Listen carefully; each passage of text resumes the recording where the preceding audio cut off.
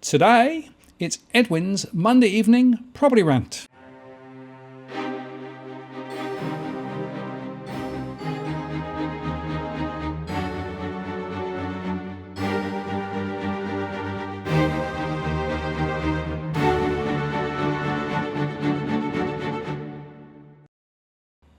Hey Edwin, how are you going? I'm doing well, Martin. That was a pretty mean intro that you've done there. You've put a bit of work on that. Been playing it. Look, do you like the spinning globe? Yeah, I like the spinning globe. Yeah, it sort of reminds me of the spinning, the talking heads and the spinning heads and all the spinning that the government's been doing of late. Well, yeah, there's plenty of that around, isn't there, after all? The fact of the matter is that there's a lot going on and there's a lot that people should be aware of going on that probably they're not aware of that's going on.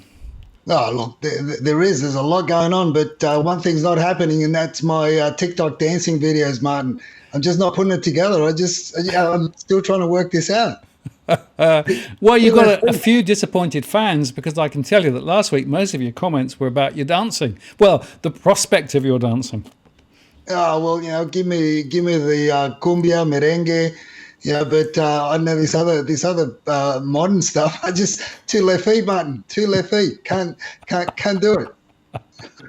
Well, yeah. I'm just too old. I know. So I should probably pass on that one. But you know what? Anything's possible, Martin. Come on, anything's possible. We're gonna unleash the Kraken next week. Unleash the property Kraken here in Australia. We're going to have Louis Christopher's going to join us, and it's 2020, Martin. I mean, he muted me, he blocked me, and now we're good mates, and he's going to be on the show with us next week. How's that for 2020? Well, I think it's great. And, I've said for some time that I think SQM have a much stronger graph of what's really going on in the market relative to many of the other online information sources. So it'd be really good for Louis to come on board and spend a bit of time with us and just get a bit of a sense from him as to what he's seeing and, how his data sources work and all those things. I do recommend their site to everybody I speak to. Oh, look, definitely. They're very particular about the data that they compile. Still got a bit of a bone to pick with regards to listings on market with Louis, but hey, that's another story. We won't go there, hopefully, and we won't have a punch up. But I think, look, I totally agree with you. His data, or the SQM data, is far ahead of everything else that gets reported. Let me say that it gets reported. I keep on saying a lot of these property portals have very, very rich data. The simple fact of the matter is that they don't release it, or they release it in chunks, or they release it in parcels, which are poignant or pertinent to the rhetoric or the narrative that they want to push through the mainstream media, or whoever's pulling their strings wants to push. And unfortunately, that's what's happening, which is shameful. Well, yeah, that's really the point, isn't it? That you cannot really tell, because some of the data might be right. Some of it might not be right. Some of it might be delayed. And so the question is, to what extent can you trust any of it?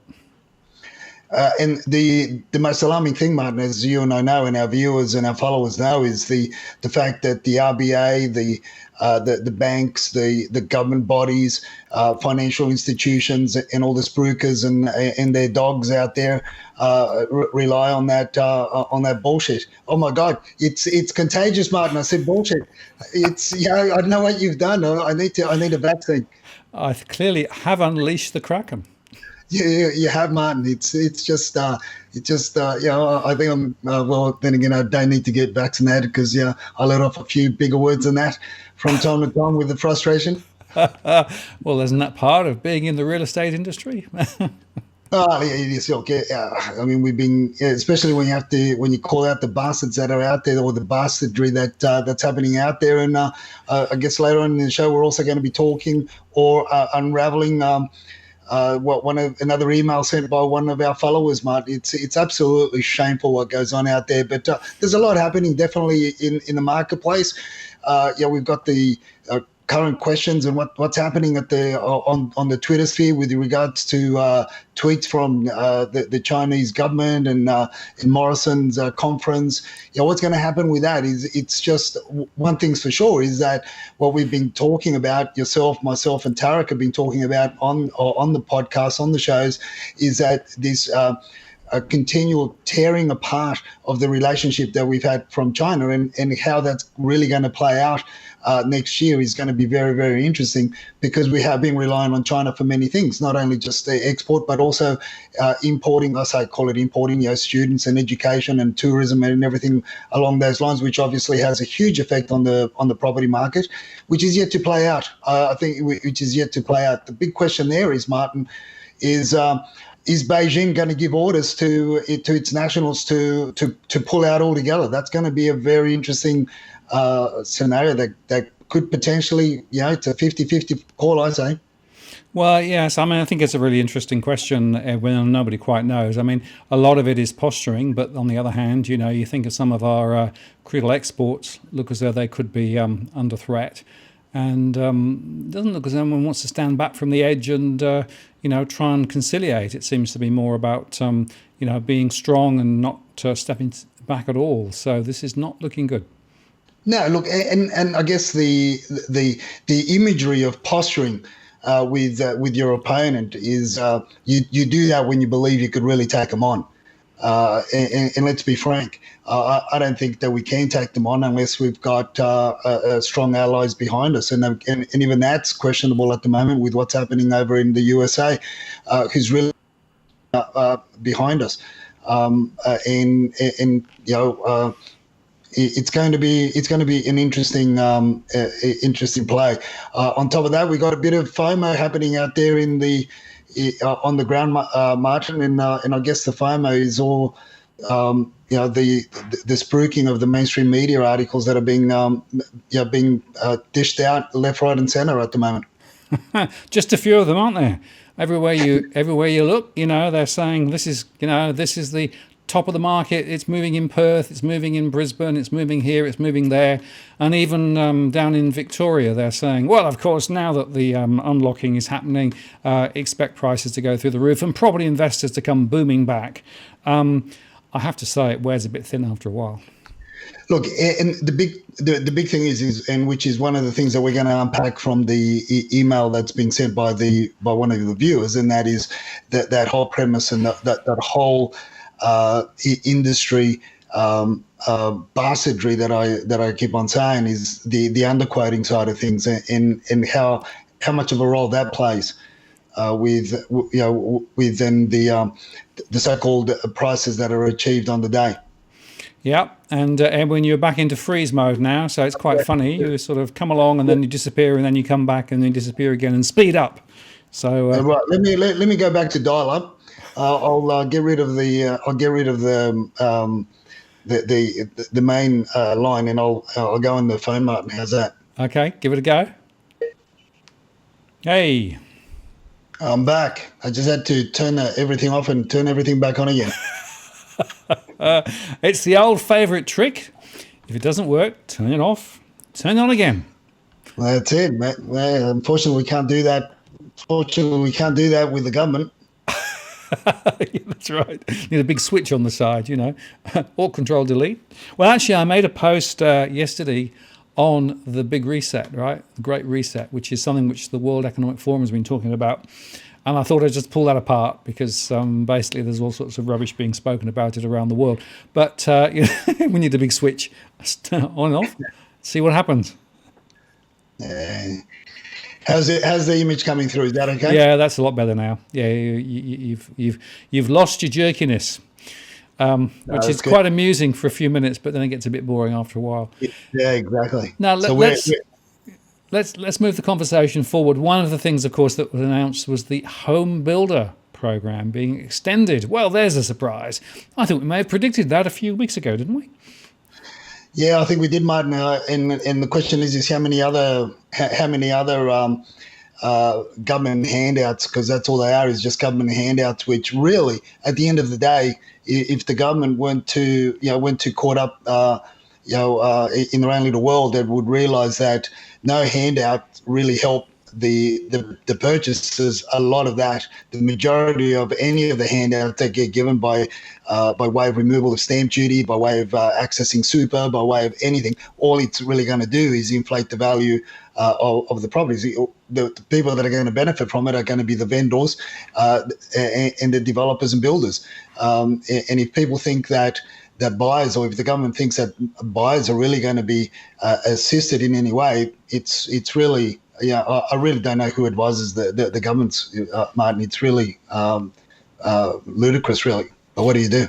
Well, it's interesting because, in fact, the Treasurer and indeed a couple of the other ministers were out spruiking it yesterday, but they were actually talking about it supporting the tradies. So it is absolutely blatant, right? This is a mechanism to support the construction sector and to try and keep people in work. And, as I said before, the people who are caught in the middle are those in the property sector who are wanting to buy or, extend, etc., etc. Although it's worth saying, of course, that the next iteration of this will be at a lower level. But did you notice they did lift the price ceiling in Sydney up a bit, so up to sort of 900 and something, with 700 and something previously. So they've opened that aperture. But all of this money has to be paid back in some way at some point. So the question is it really a good bang for a buck? Well, that's right. It's going to, as you said, Martin, it's really benefiting their mates. If they were really serious about doing something for the future, as you and I have been talking about for many months now, it's about getting proper infrastructure, getting proper building construction or building infrastructure that we can use, and we so desperately need hospitals, schools, a lot of other health facilities, well established and well equipped nursing homes. After all, we are an aging population, so it's if these things were only put at play now, it would still look after the construction industry, the tradies, wouldn't it? And isn't it more beneficial to start putting these things in play? This infrastructure will go out and build these satellite, out in Whoop Whoop with no real infrastructure, and then people have got to fend for themselves, and then they're finding all sorts of issues and problems along the way, which is the lack of amenities and real facilities to accommodate them. Look, Martin, yes, working from home is a great thing. Working from home has meant that people can venture out a lot further, can venture out, working even interstate for that matter. But sooner than later, this thing's going to turn around, as you and I keep on saying. The dust is going to settle, and I'm already getting headwinds of people, and in particular industries, already complaining about the fact that they would prefer to go back into an office environment because they're working too long hours. They're on call literally 24/7 now, and they're not really liking it. They can't turn off. And we're going to have a lot of family issues later on down the track. So it's still very dusty out there. The dust still hasn't settled, and we're going to find this. But one thing for sure, Martin, is that the government should put in place is real infrastructure. Start putting that in to keep the tradies, going. Not building more homes. And the question that I have, Martin, is for you: do you think is that they really want to build more homes, or do they want to save the high-rise apartment developments, the high density stuff? Well, what's interesting, Edwin, is, of course, the planning regulations are also being dialed back in New South Wales, right? Claiming, we're moving red tape away, but what it's basically doing is allowing more subdivision to happen, allowing more multi-story developments on subdivisions, all of those things. I mean, it's all the same stuff, right? Wherever you look, it's all about throwing more at the construction sector, just using that as a lever. I will say, though, Victoria, the state budget in Victoria, I think, zagged rather than zigged, right? I actually think they took a different path, and they're definitely talking about more substantive infrastructure investments. So to my mind, Victoria is actually doing better at a state level than some of the other states, I think. But nationally, if you look at what the federal government is doing, they're just throwing money after their mates. They're just throwing more money after bad, and they'll keep doing it. I mean, there's no end to it. No, that's right. And the other thing is it's interesting how they're extending it. It's also very interesting, which is the fact that now we've got the first plane load of international students that has just landed, hasn't it? And how quickly are they going to want to push to open the borders for international students? But again, it goes back. The majority of the international students that Australia was taken in were from China, and I think that relationship is soured, and it's going to get worse. It's not going to get. It's only going to get worse before it gets better. So what we're reading on NetEase and what we're getting from my WeChat chatterers and everybody else there, it's going to be international students other than Chinese students, which made up the majority of the students anyway. So trying to save the high rise or the high density developments is really is the next great push that the government has to focus on, I guess, for their own vested interests, because everybody's moving away from the high rise developments. Everybody's moving away from the high density stuff, and house and land, freestanding homes, is where the value is, and that's where there's that even that bit of FOMO, and people are jumping in before, in certain parts of Sydney. I've seen a lot of Asian families that are consolidating their assets in order to get freestanding homes. As I said before, they're selling their apartments, they're selling the medium to high density investments, are getting out of businesses. They don't want to keep the money in the bank. They want to put it in a house and land. And the rents for a freestanding home are looking very attractive, no matter what part of Sydney you look at. Yeah, well, I don't know whether you saw Tarek Brooker's article. He used my data. It was in news.com over the weekend. But that was a granular analysis of the over and under supply of units and apartments across different geographies, right? And essentially, in some critical markets, there is an undersupply of freestanding homes, clearly. But there's a massive oversupply, not just a few hundred, but a few thousand, in fact, many thousand of units that are just there, sitting there lurking, right? And surveying households who are intending to sell, a lot of those are wanting to sell units. So my expectation is we're going to see a lot more units coming on, and that's going to put more downward pressure, of course, on prices that are already significantly depressed. In some areas, they're down 20-25% from where they were 3 years ago. The unit sector is just falling apart. And it's interesting, did you notice also that one or two of the big developers were yelling out for more support from the government? To try and help them get through this hiatus, I'm not sure that this is going to be something which is going to be easy to escape from, because we've got too much being built, still more being built. We've got a lot of people with existing high-rise units with problems. Do they sell? Do they not sell? And if they do sell, what are they going to sell for? And property investors, of course, are just saying, well, I'm not going to go near those sorts of high-rise. That's one of the reasons why I think we're going to see a massive push to try and encourage property investors to come back and buy lots of high-rise buildings over the next little while. High-rise property, to my mind, is really, really on the nose, really, really high risk, and I wouldn't touch it with a barge pole. No, look, totally agree with you there, Martin. And look, in a year or two, they are going to get a lot cheaper. Obviously, there are going to be selective types of unit blocks. Your 3-story walk-ups, your medium density sort of stuff, as opposed to the high-rise development.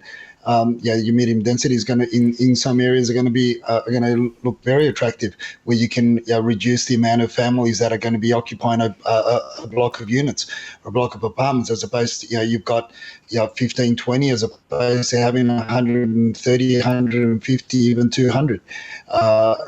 In these areas, so that is going to be something that's going to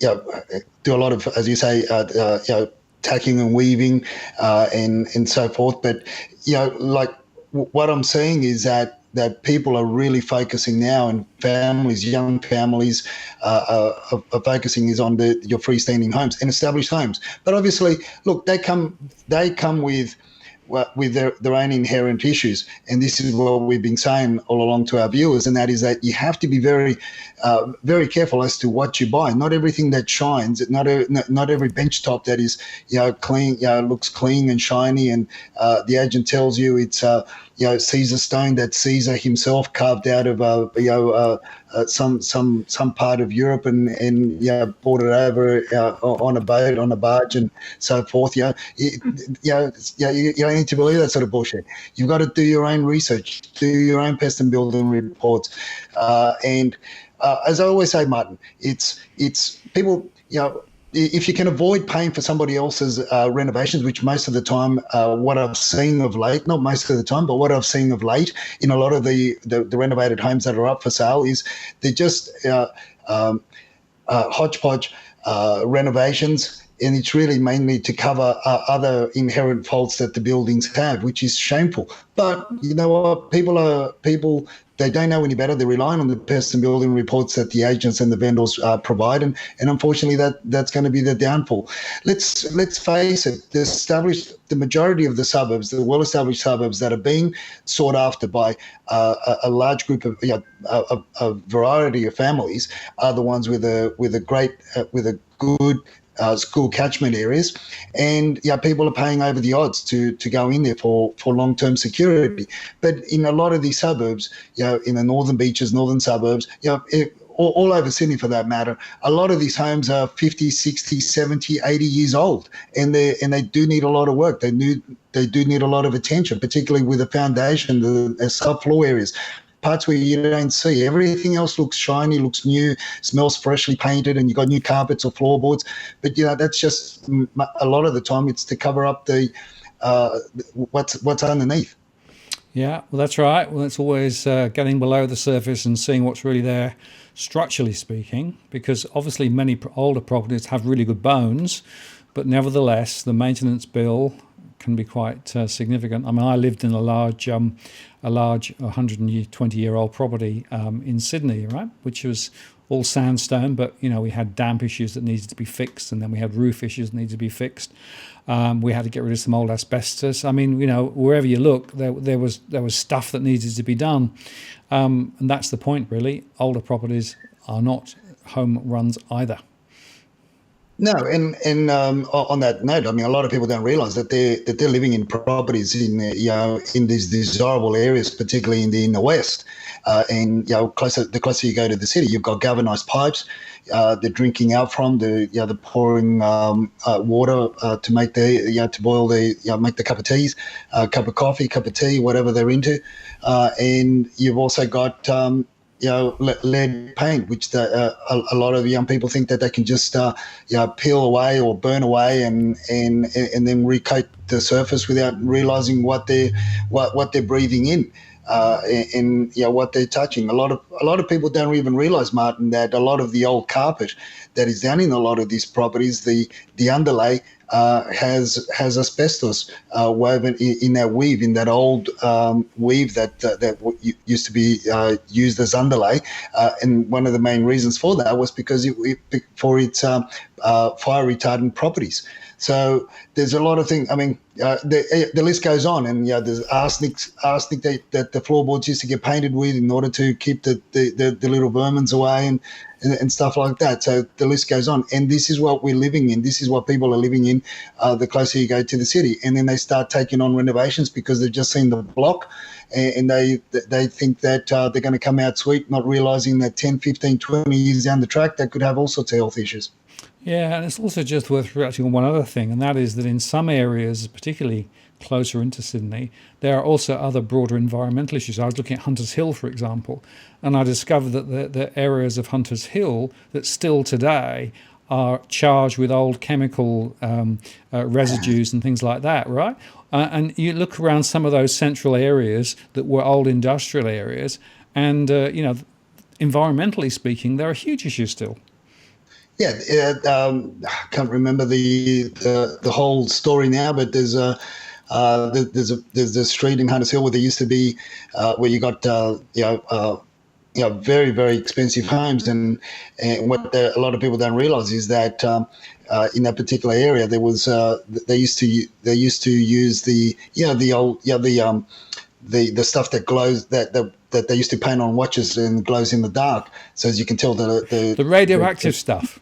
yeah, exactly, the radioactive stuff. And I mean that they used to get dumped there. I grew up around Gladesville, and we used to ride our bikes around Gladesville. We used to go.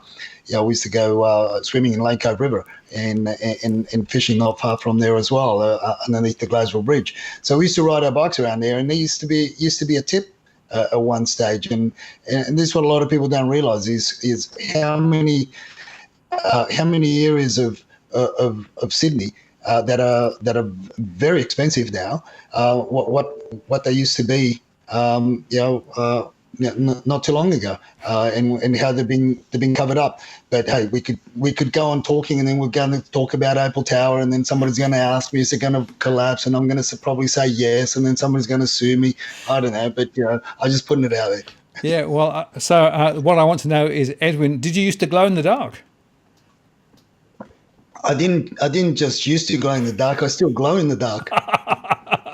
Okay, that might be worth seeing. And that sounds like another TikTok video. Exactly. Yeah, I don't need a torch to get under the in the basements and in the subfloor areas of homes, Martin. I just open my eyes. That's why my nickname's the Cat. So I guess that's one of the reasons, apart from all the many accents that I've had. And my mum used to say, this bloody kid, he's got more lives than the cat. So that was it. Very good. Now, for other reasons, my eyes glow in the dark. Okay, now let's move on to just one other subject. We have quite a lot of correspondence now from our viewers and followers, and thank you very much for everybody who sends us stuff.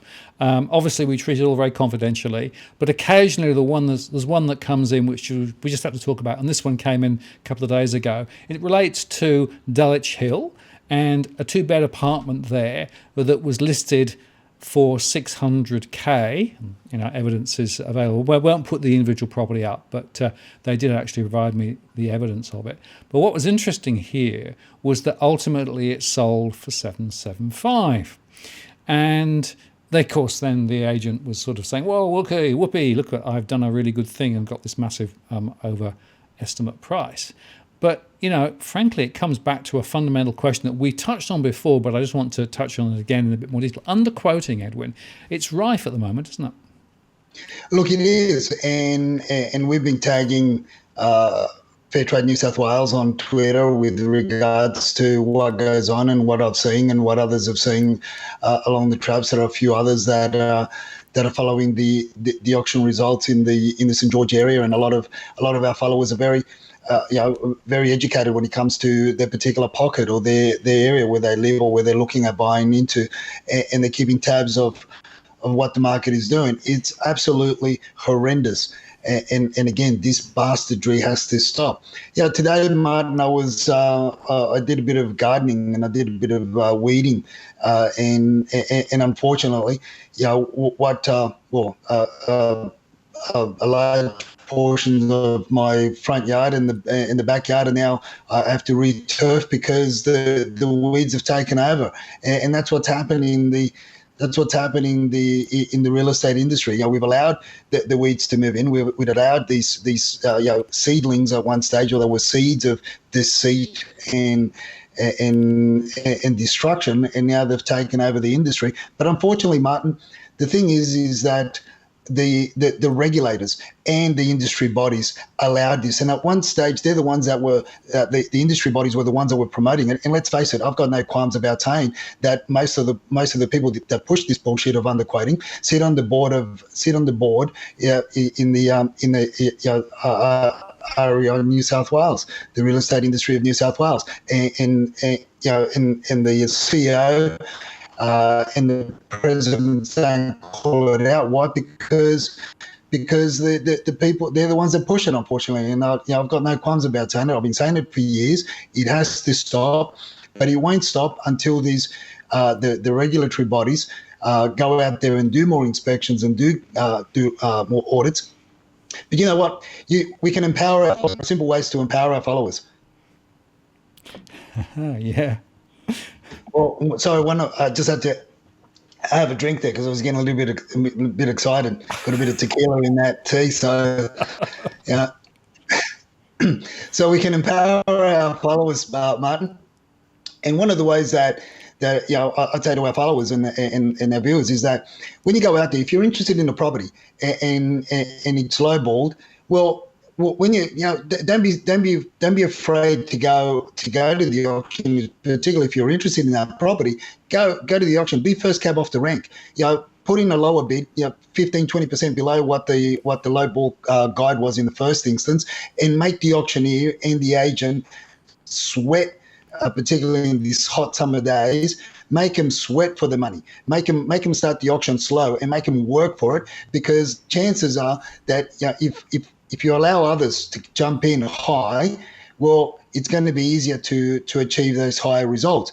But if you start the auction much lower, and I'm talking about be bold, just go out there and really push hard on that downward throttle, so as you can really stifle the momentum of the auctions. And that's one way to sort them out. Some auctioneers will take the bait, not all will. But at this point in time, because a lot of them want to beat their chest, they'll take the bait. And they'll take chances are that they will take your call, and they'll start low, and then just slow it down again. Keep on slowing it down. If they ask for bids of 50, come in with 10,000. If they ask for bids of 10,000, come in with 1,000. If they ask for bids of 5, come in with 500, to the point where you're giving them 50 cents at a time. Really slow the bastard down so they can work for it, and it's going to start creating a bit of doubt with your competitors, because they're going to realise that you take the emotion away, and you may have a better chance of purchasing it. Look, there's a little bit more that goes to that strategy, but at least have a go. I've been doing this for years, and have fun. And as you say, Martin, there's not a lot of unique properties in Sydney. There's only a handful of unique properties in Sydney. There's a lot more out there. So if you don't get this one, at least you've had fun. At least you've made the auctioneers and the agents sweat. That's right. Well, the old argument is you can always go higher, but you can't go lower. So therefore, start lower, work up in small increments, take the pace off the ball, and that separates sheep from goats and separates raw enthusiasm from real buyers. And the chances are you'll end up with a better deal at the end of the day, or indeed stick to your budget. So don't go over the limit that you set yourself, so you know what you can spend up to, and just let it go, because there will always be more property around the corner. Yeah, and sometimes you may not even bid as high as what you want to pay, because you may realise, or you may get some do a bit of intel and find out to see who's prepared to go and how far they're really to go. And there's no point in chasing them if they've got deeper pockets than you. That's why there are things that we do, the way we do it. Obviously, the tricks of the trade, but and we've got our intelligence out there, and we got to gather a lot of information beforehand, so that where you stand. See if there's somebody else that's got deeper pockets than you, and there's no point in chasing it. Sometimes you're better off not chasing it to establish a low price sale in the area, and then everything else should start coming back down as well, as opposed to establishing a higher price point because you chased it, and then everything else gets pulled up as well. So look, it's a short game on the day. It's a long game for the campaign, and I like to play both. Excellent. And by the way, if you do see obvious underquoting, New South Wales Fair Trading in New South Wales is the place to go to, right?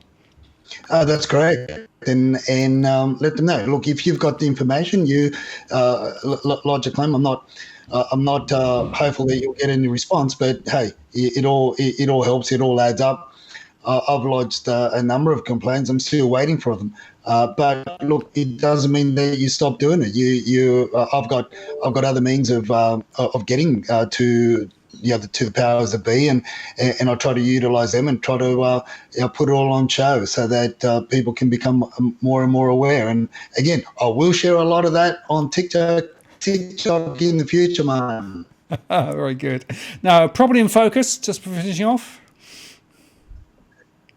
Look, property in focus. I don't have anything specific, but I think the property in focus for this week is really a conversation that I had with an agent today. I was chasing a property for a client, an expat. They're in Hong Kong, and they're probably watching the show. And I was chasing a property price guide, and they were guiding 2.2. This is in the St Ives area. They're guiding 2.2, and I got talking to the agent. Once you let them know you're a buyer's agent, they give you a little bit more information than what they tell the regular punters. And I got chatting with him. Told him what a champion he was, and in other words, as I say, stroke the cat. Make him feel good and purr whilst you're talking to them, and be real chummy. Anyway, gave me some information and interesting. I said, mate, come on, let's get down to to nuts and bolts. What do you think it's going to sell for? And so look, it's not going to sell much more than 2.2. Because it's got this and this other issue, blah blah blah, and we're looking really at land value, blah blah blah. However, in the peak of the market, we sold an inferior property. This is in 2017. He said that they sold an inferior property for 2.5. So So if the local agents are telling you this, and this is just one area, and I've heard many stories like this in a lot of areas, Martin. They know, the local agents know. It's unfortunate that obviously I get to hear these conversations, my associates get to hear these conversations because we're in the industry, but our followers and our viewers get to hear other conversations, which is what the mainstream and the spruikers want to pump through the through the mainstream news outlets because of their agendas. So that's a conversation. So I thought that would be interesting to share with the viewer. So even if you went to 2.3, we're still $200,000 below what he felt, an inferior, and he was very clear about that, an inferior property sold in 2017 for 2.5. Yeah, well, it's very interesting because I'm hearing quite a few similar stories around the place. And, I'm afraid all of these spinning yarns about properties zooming off the page and zooming through the roof, well, the occasional one might, but actually there's a lot that's not. And if you look at all the information and if you go granular and if you talk to the local agents, you'll get a very different story often. But, of course, you've got to do the work, because if you don't do the work, then you're going to get caught up, and then you're going to actually end up overpaying, and then you'll be part of that self-fulfilling prophecy, because if enough people are paying over the odds, guess what? Average prices rise. But that doesn't necessarily mean you're getting true and good value as a result of it. No, and look, also, let's finish off with another tip whilst we're talking about this, and that is, look, today I've probably myself personally, I've probably received about 5 phone calls from real estate agents wanting to sell me property basic, because I know I'm a buyer's agent, obviously, and they're asking me, are your buyers interested in this or that, or if not, what else are they?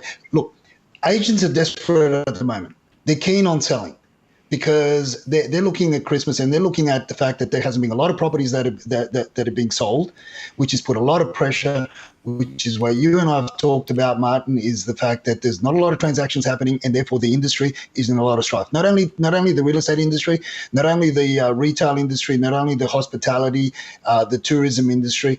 The only reason why they're still afloat is because of the government incentives and the JobKeeper and JobSeeker payments and everything else that's happening, and the fact that the banks have given the mortgage holders a holiday. So let's not make two qualms about that. That's what's happened. That dust hasn't settled, and the shit's really going to hit the fan. If they lift this post March next year. So agents.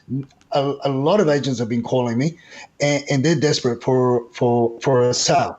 So if you've got your eye on a property, go in there and make them an offer that you want to pay, and I can guarantee you they will be running to the vendors to try and close the deal, because they want a commission before Christmas, because they need money to spend for Christmas as well. Let's face it, they've also got families, they've also got other things that they've got to pay, and they've also want to take a holiday, because everybody wants to take a holiday from this very laborious 2020 that we've just gone through. So that's a tip. So they're keen. They want to make a deal. So make a deal. Go out there and make a deal. Don't wait until next year. Go out there and make a deal. The deal that you want to win from, not the deal that's going to make them the winners. Make the deal that's going to make you the winner.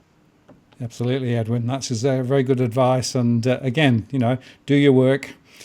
Make sure you're clear on where the true value is, not what the spruikers are saying there is, because there are some properties that are actually there and, frankly, quite reasonably priced at the moment. And as you say, agents need to do a deal. By the way, many of the agents that I speak with are on JobKeeper as well. So, that's part of the story too. So interesting times. Edwin, I appreciate your time today. I have to say that technically not one of your greatest in terms of the audio or the visual, but we got there. We're going to have to try and polish up this NBN stuff to get the thing coming through a bit clearer, because it rather sounded to me as though one or two times you probably had many tequilas. Look, I think I don't know what's going on. I'm going back to dial-up, and if that and if that fails, I'm going back to carrier pigeons after that. It's just not. It's not happening. I know what happens around here. Come 6 o'clock, and everybody gets on board on the internet in this area. I must be the furthest point away from the node or the junction box or something. I don't know, but we can only try. Yeah, we can only do our best. And thanks for your time today once again, Edwin. We'll look forward to the next time doing it next week. And you never know, we might even have Louis Christopher on as well. Oh, look, I hope so. It's going to be great. Guys, share it, tweet it out, post it out, Facebook it, TikTok it, Instagram it. What else is there, Martin? Carrier pigeon. Carrier pigeon it. That's it. Send it out by fax. Whatever you need to do. Next week, let's get Louis Christopher on, Martin, and let's have a real down to earth, because I'm sure he's got some really interesting data and information to share with our audience. Absolutely. Thanks, Edwin. See you soon. Take care. Talk to you next time. So there you have it. Some very, very important advice from Edwin once again. And just before I go, a quick reminder that tomorrow at 8 p.m. Sydney time, we'll be running our next live stream, and I'll be updating our mortgage stress analysis, some very significant changes from last month, and I'll also be talking about the latest scenarios. You can ask a question live or send a question through via the DFA blog. The details are in the comments below. I'm Martin North from Digital Finance Analytics. Many thanks for watching, and I'll see you again next time.